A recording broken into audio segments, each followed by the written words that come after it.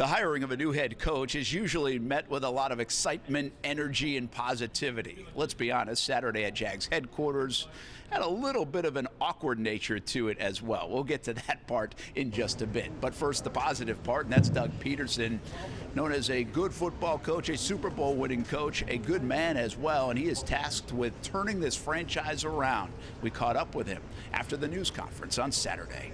They've assembled a great group of guys, a great group of hungry young athletes that just want to win. They love football and they want to win, and that's what draws, I think, the best out of me, and it's going to draw the best out of them. So that gets me fired up getting back into it. This has been a long process to watch unfold. It's been a long couple years here in Jacksonville, really, but from your lens, from December 30th to Thursday night, or Thursday when you got offered the job, what did it look like?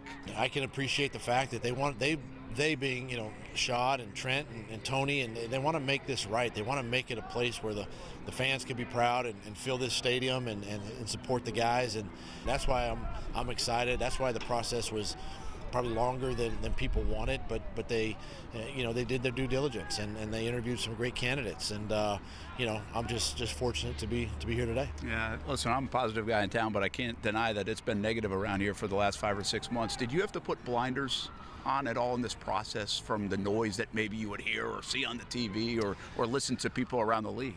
You have to block out the noise in this league, and we get it. There's a lot of there's media outlets, there's social media, there's a lot of ways that the message is being portrayed, and a lot of opinions, and it's just something that you've got to. Me personally, I'm big about.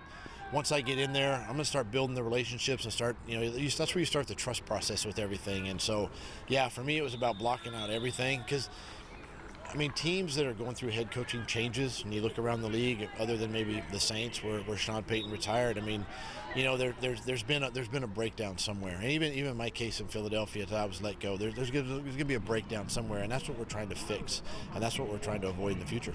Trevor Lawrence, you're sitting on your couch on a Sunday afternoon, or this job starts popping up in your mind. What are you visualizing in your offense, what Trevor looks like? Yeah, things really start, the wheels start turning in your mind, and the type of offense that we ran in Philly and used it with Carson Wentz and even with Nick Foles, and the successes that we had, and we were in the postseason three out of those 5 years there in Philly, and I start putting Trevor in that situation, right, and how we built the pieces around him, and how we can utilize his strengths, as a quarterback, and make him the best person that he can be, and a great leader for this team. There is one bad part for Doug Pederson about getting back into the NFL. He took the year off last year, which meant a lot of golf and some better scores. His handicap was down to a 4.3 index.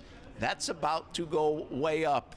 Let's hope so, because he's got a lot of work to do in the building and off the course to turn around the Jags. At Jags headquarters, I'm Brent Martineau, Action Sports Jags.